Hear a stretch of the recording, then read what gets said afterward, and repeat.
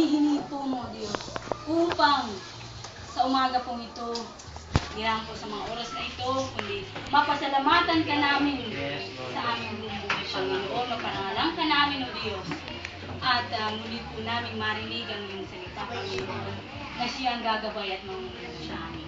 Kapilang Ama, sa umaga pong ito, pinagpapasalamat po namin ang buhay at kalakasan na pinagkaroon po sa bawat isa sa amin. Lord, na po yung gawa ng kaaway na maaari pong makasansala. Lord, ikaw po ang siyang maghapos ito, Panginoon. Ikaw po, Panginoon, siyang maghinga, Panginoon, at kontrolin mo po ang lahat ng bagay. Sa pangalan ni Jesus, sa pangalan ni Jesus, gusto ko namin pinasasalamatan. Amen. Amen. Okay, at tayo po ay aawit para po sa ating Panginoon.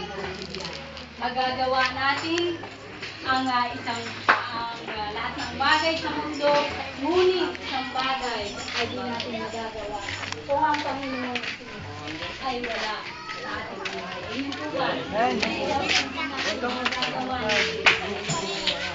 Magagawa natin ang lahat ng bagay, ang lahat ng bagay kami